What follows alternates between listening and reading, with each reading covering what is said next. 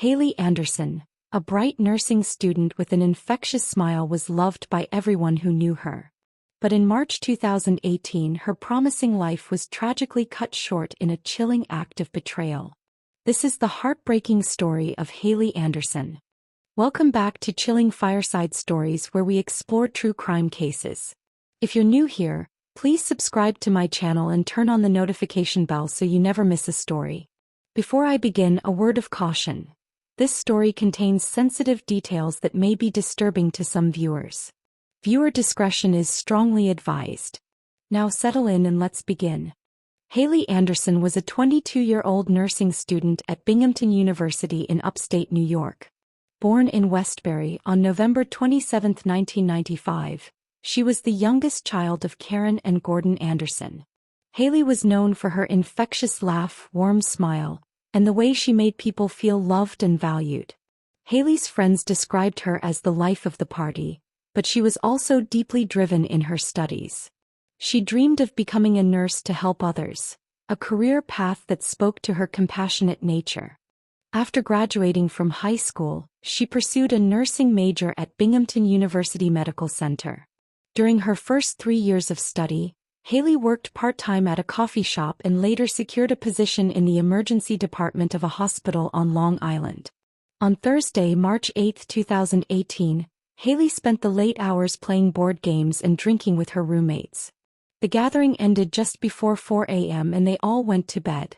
When Haley's roommate, Josie Arden, woke up a few hours later, she didn't initially find it alarming that Haley wasn't in bed, given their independent college lifestyles. However, as the day progressed and Haley failed to show up at a planned meeting with Josie and other friends at a bar, concerns grew. Notably, Haley hadn't posted anything on social media throughout the day, and calls and messages to her cell phone went unanswered. The next day, on Friday 9th, Josie and another roommate decided to use the Find My Friends app to track Haley's iPhone, which led them to a house on Oak Street.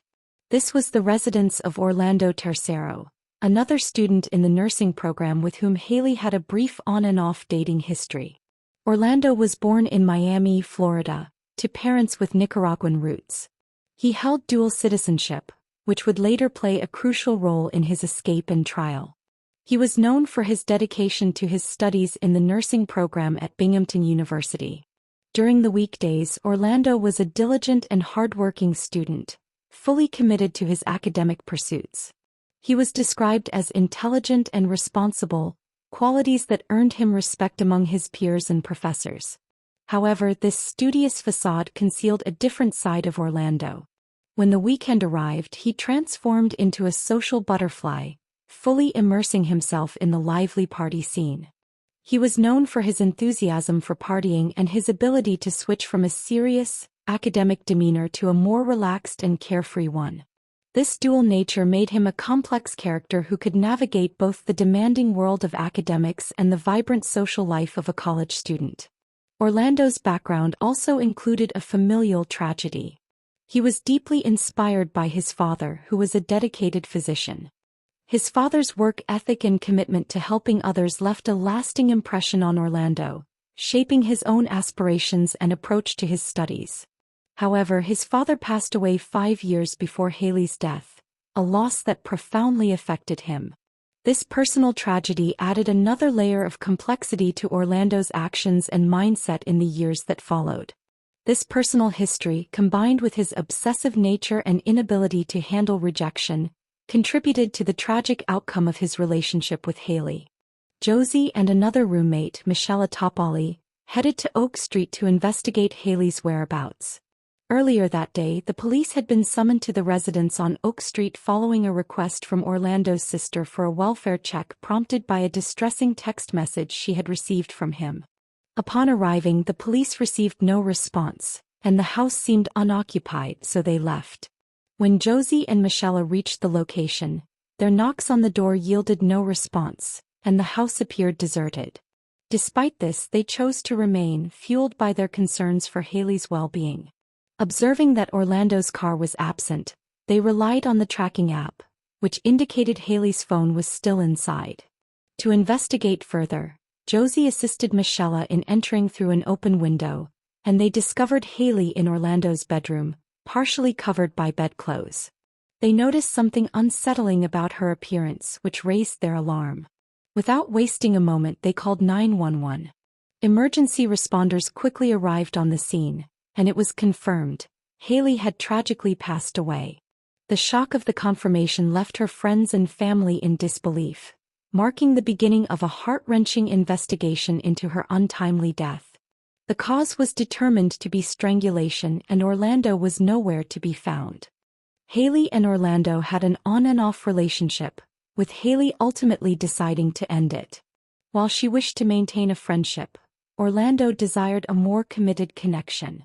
Over the course of approximately a year, Orlando sought a serious relationship, a desire not reciprocated by Haley, who preferred not to be tied down during her college years. The investigation revealed a troubling incident that occurred 6 months prior to Haley's tragic discovery. On September 15, 2017, during a party, Orlando was observed shouting at Haley upon learning that she had reconciled with her ex-boyfriend Kevin Ocampo.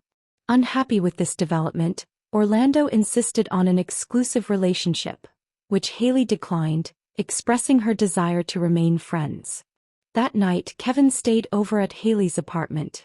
The following morning, he discovered that the tires on Haley's car had been slashed. Haley reported the incident to the police, but Orlando denied any involvement. Given that the damages exceeded $600, it could have led to felony charges. To prevent Orlando from facing severe consequences, Haley opted not to press charges on the condition that he would pay for the damaged tires. Haley's friends informed the police that Orlando exhibited signs of obsession with her, making unannounced visits. Despite his obsessive behavior, Haley maintained contact with Orlando, not wanting him to feel excluded, as she still harbored some fondness for him. As the investigation delved into the events following Haley's board game night with friends, the focus shifted to how she ended up at Orlando's residence. Surveillance cameras in the vicinity and outside Orlando's house played a crucial role. The footage showed Haley and Orlando entering his house together, with Haley appearing fine and entering willingly. Hours later, Orlando was seen leaving the house alone, disposing of garbage and subsequently going to a local pharmacy to purchase sleeping aids, Sequil and melatonin, before returning home. Subsequent footage revealed Orlando leaving again 7 hours later and descending to the basement of the house. Police suspected that at this point, Orlando attempted to take his own life using hooks and a rope, resulting in injury. Blood on the basement floor supported this theory. They found what they believed was a suicide note written in Spanish, which translated to, "I'm really sorry about this. I never felt I could be capable of doing this. Father, I'll see you soon." This note was interpreted a confession, shedding light on Orlando's state of mind and his acknowledgement of the tragic events. Surveillance footage documented Orlando leaving the house later with a suitcase, and authorities traced his movements to JFK International Airport. He boarded a flight to Nicaragua, leveraging his dual citizenship with his mother still residing in the country. Despite the dual citizenship, U.S. authorities charged Orlando with second-degree murder, hoping to initiate extradition proceedings. However, in Nicaragua, due to his citizenship status, extradition was not mandatory. Nevertheless, Nicaragua launched an extensive search for Orlando and located him in a hospital in the city of Leon, just 5 days after Haley's death. He was seeking medical treatment for injuries sustained during his attempt. The extradition process became a prolonged exchange between U.S. and Nicaraguan authorities, spanning over a year. Eventually, Nicaraguan authorities believed they had gathered enough evidence to charge Orlando and proceed with the trial. Contrary to the expectations of U.S. authorities, the trial would take place in Nicaragua, and the charges differed from those in the United States. Orlando faced charges of femicide in Nicaragua, a crime that specifically addresses the murder of a woman due to her gender and a prior relationship with the perpetrator. This charge underscored the seriousness of his actions and the tragic circumstances surrounding Haley's death. The differences extended to the courtroom proceedings as well. In Nicaragua, there was no jury. A judge would hear the arguments from the prosecution and defense before rendering a judgment. Additionally, Orlando was not required to enter a plea. In the prosecution's case, it was asserted that Haley willingly entered Orlando's house and shortly thereafter he strangled her to death, possibly while she was asleep. The prosecution argued that Orlando's obsession with Haley had reached a dangerous point, contending that if he couldn't have her, no one else should. They theorized that in a fit of jealous rage fueled by Haley's rejection of a serious relationship, Orlando strangled her. This alleged rage had been building up for 6 months, originating from a party where Orlando discovered Haley had reunited with her ex-boyfriend. Witnesses from the United States testified via teleconferencing, providing accounts of Orlando's obsessive behavior towards Haley, including driving by and calling her apartment, as well as details about the slashed tires incident. The judge reviewed surveillance footage from outside Orlando's house, showing him entering with Haley and leaving alone. The court also heard about Orlando's attempt to take Heiss' own life and the note he left for his family, providing additional context to the events surrounding Haley's tragic death. Dr. James Terrian, the pathologist who conducted Haley's autopsy, testified that the cause of her death was asphyxiation by neck compression. According to the prosecution, Haley was murdered because she chose not to be in a relationship with Orlando, a decision he strongly disagreed with. Broome County District Attorney Steve Cornwell remarked on the unprecedented collaboration between two governments and law enforcement agencies. Despite initial concerns, U.S. authorities were satisfied with the trial's seriousness. Orlando Tercero was sentenced to 30 years in prison for the crime of femicide. He chose to appeal his conviction, requesting a new psychiatric evaluation and arguing that he should not have been charged with femicide. However, the magistrates rejected the appeal and declined to reduce his sentence. U.S. authorities made it clear that if Orlando were released and returned to the U.S., they would promptly arrest him for a second-degree murder trial.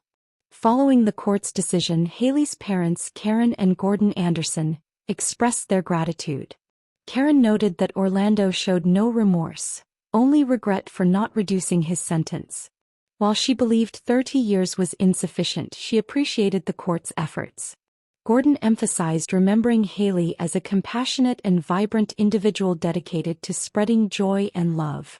Haley Anderson's tragic death sparked a wave of support for her family and increased awareness of domestic violence and the dangers of obsessive relationships.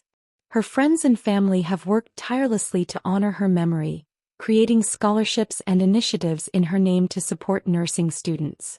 Haley's case also highlighted the need for stronger international collaboration in criminal cases and better protections for victims. If you or someone you know is experiencing domestic violence or feels unsafe in a relationship, please reach out to local resources or hotlines for help. I always leave contact numbers and links to related organizations and support groups from various countries in the description or my posts. Thank you for joining me on this emotional journey. Don't forget to like, subscribe, and hit the notification bell so you never miss a story. Until my next video, stay informed, stay safe, and look after your loved ones.